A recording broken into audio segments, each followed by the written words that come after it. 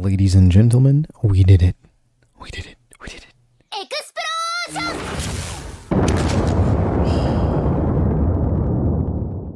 Like and subscribe. Hi and welcome to a build diary type of video.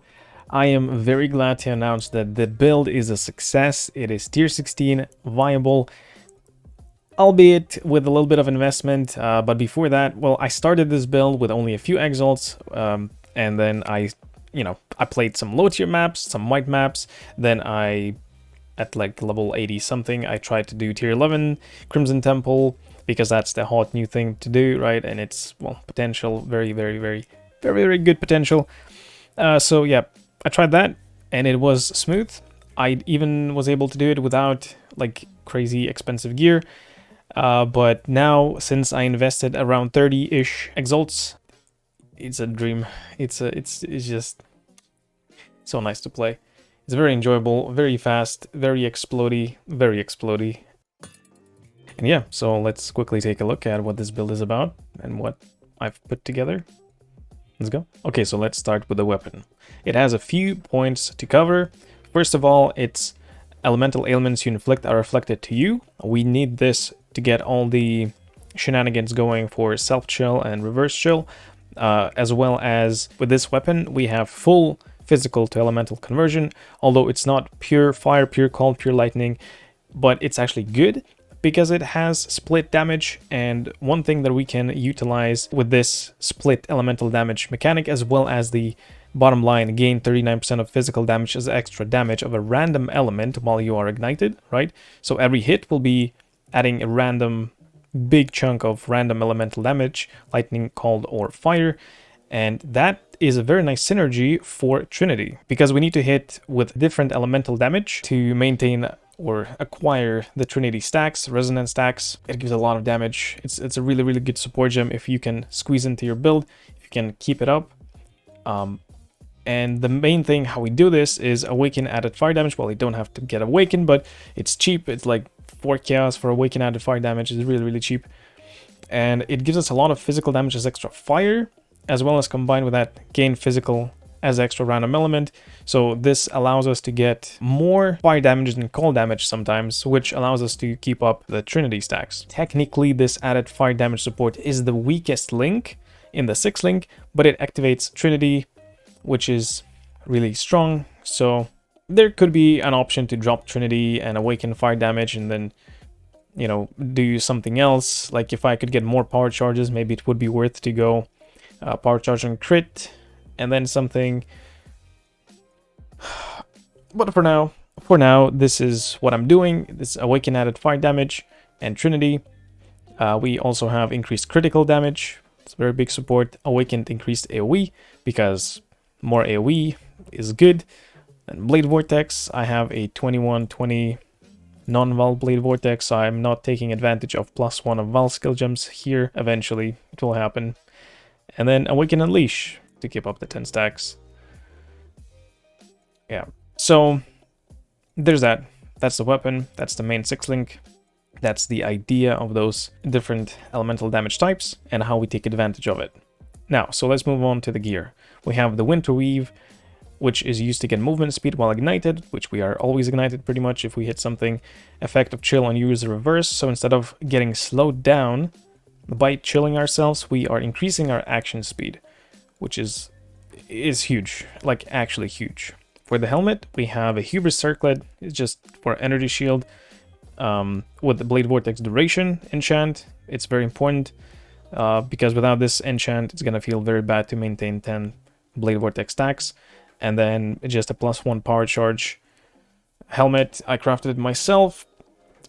Some resistance, regen is nice. Intelligence was not needed, but eventually I'm planning to go into Omniscience or Badge of the Brotherhood, maybe perhaps, but probably Omniscience, because we don't really need cast speed on Blade Vortex builds. So Omniscience would probably be better, although Badge would be really good. But I need Frenzy Charge Generation, and I don't have that, and I don't really want to change my body armor, because it's gonna be like, it's gonna be different. Anyway, basically, whatever. What I'm doing right now is this, and in the future, we'll talk about what I do in the future. But for now, this is what I'm doing. I'm doing power charge stacking with, Forbidden Flame and Forbidden Flesh. That gives me +1 power charge, area of effect per power charge, and damage per power charge from Occultist. And this is an Elementalist because we get this big AoE node here. We get 40% chill instead of 30% chill. This also affects our action speed. So instead of 30% increased action speed, we have 40% action speed, and it's 40 all the time. So that's really good. And then some defense. We can run reflect maps. Yeah, it's great. Anyway, going further with the gear, this body armor. So it's just tier 1 Explodey with +1 curse. I awaken and warm them together.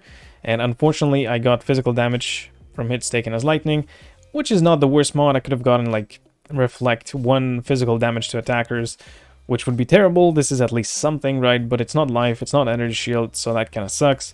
And then prefixes cannot be changed, reforged caster. That guarantees spell crit. Yep, that's pretty much it for the body armor.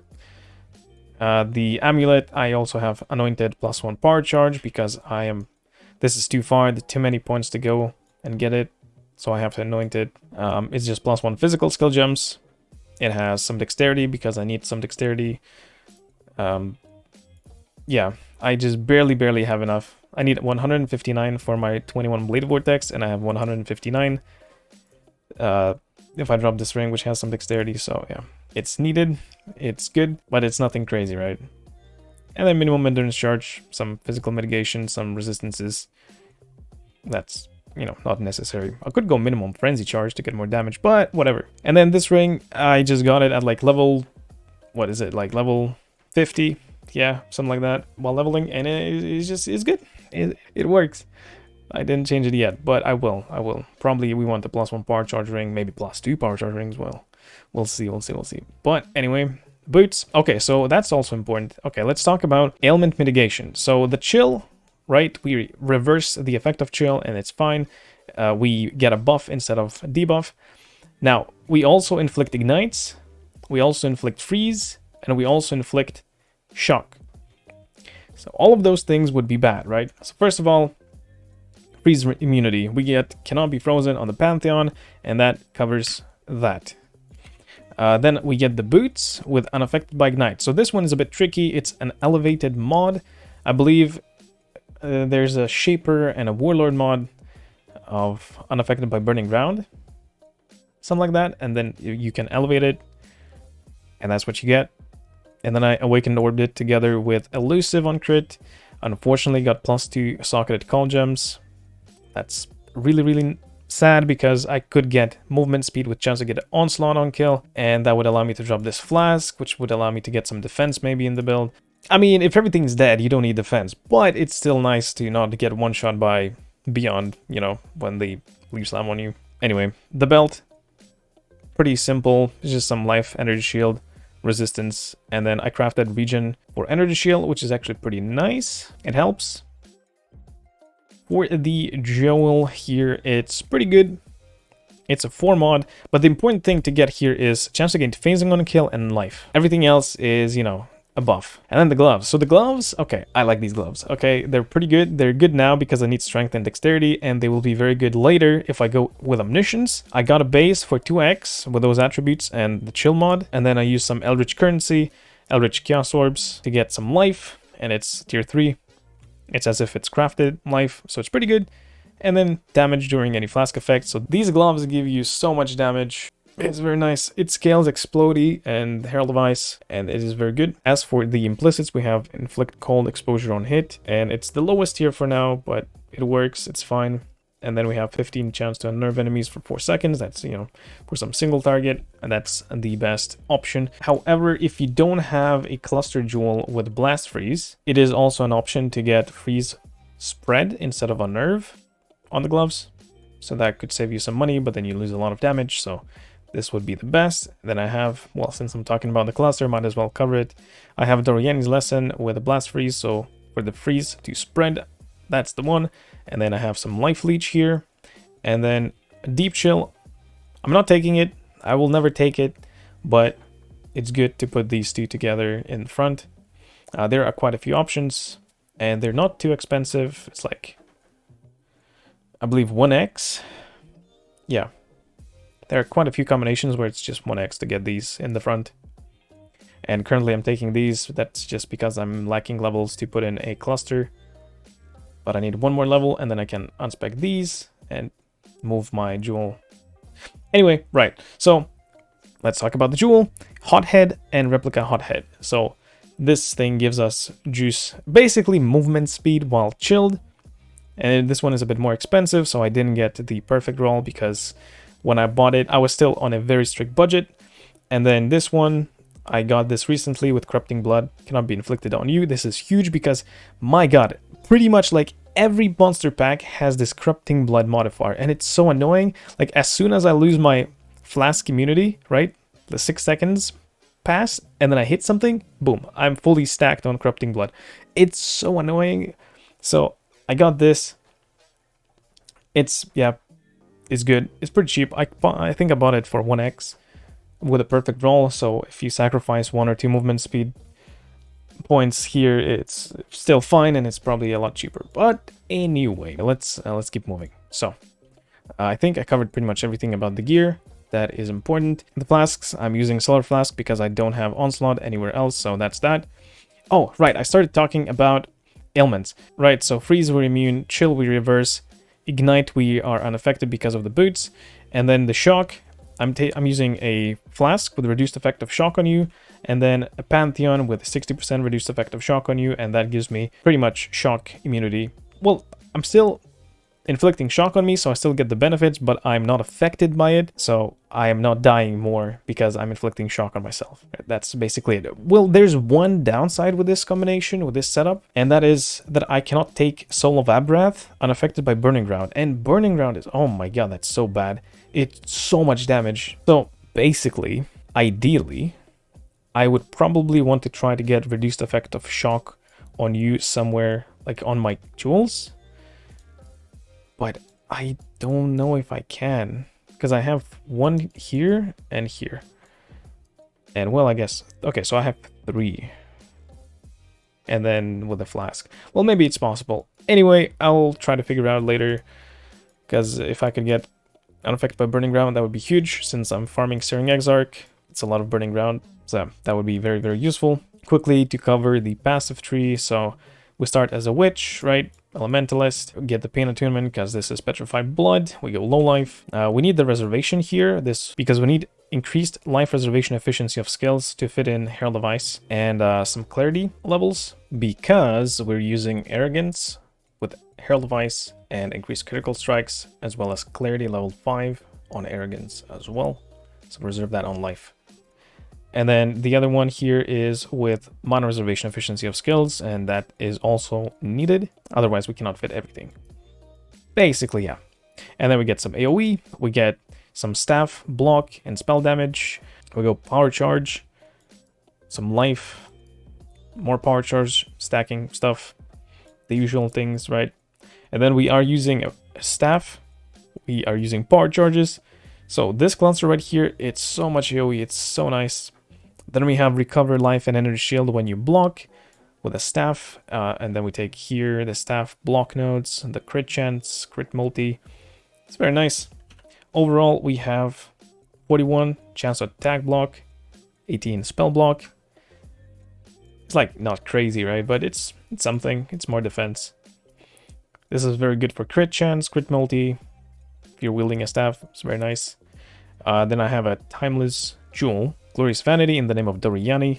We get the Corrupting Soul, 15 life as extra energy shield. It's pretty good because I am pretty squishy, so I need some life. And then we have more power charges here. We get some AoE, some life, crit chance, all resistances. We have this mastery as well, elemental damage leech as energy shield. It's pretty important because it's the easiest source of elemental damage leeched, or rather any damage leeched as energy shield for this build. There are a few other options, but they are pretty tricky, and this is actually scaling the Explodey and Herald of Ice pretty nicely. So I can't really justify dropping these. It's a lot of damage. So yeah, I have Watcher's Eye with Hatred crit. Everything else is irrelevant, although it is pretty nice. I kind of get like a little Inquisitor lingering Consecrated Ground effect, right? So I get the Regen and Curse effect reduction. And this is the cluster jewel that I'm hoping to add 2 of. pressure points for chance to deal double damage. That scales the explodey, the herald device, and our single target damage very nicely. And then quick getaway.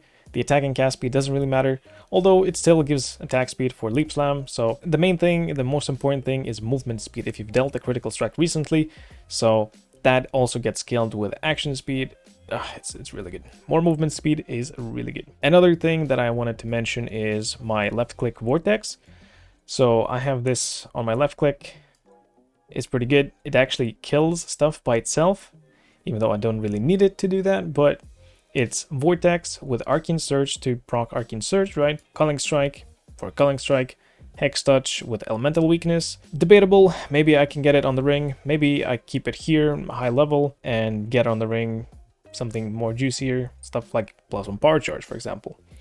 And then the last link is Bone Chill for increased damage taken based on chill effects. So that's 40% increased damage taken for my Blade Vortex if the enemy is chilled by my Vortex. And for single target, it's always up, and even for clearing, it is there when I need it. So like if a Beyond monster survives, it will probably get affected by this and take increased damage, so it works out pretty well.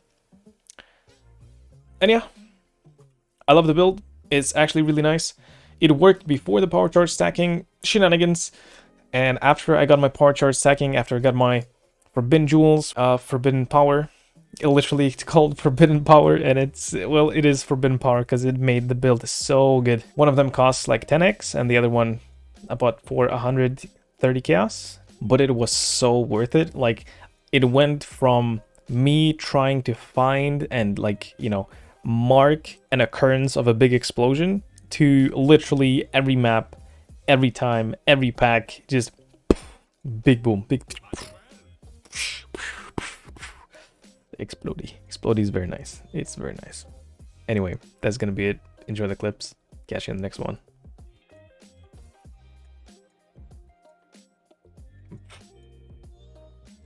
More life and life is extra energy shield.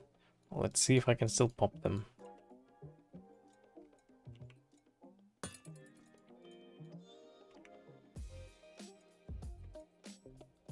Level 3.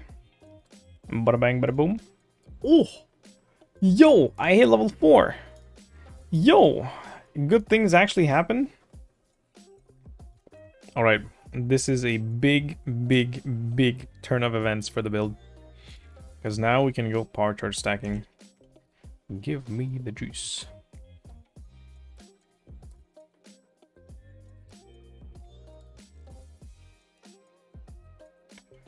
Wow. Okay, yeah. Yes. Yes. That's pretty good. I'll take it. Yep. And then we just craft life. Get 69. Perfect. Oh my god. Beautiful. I should actually reroll my flask.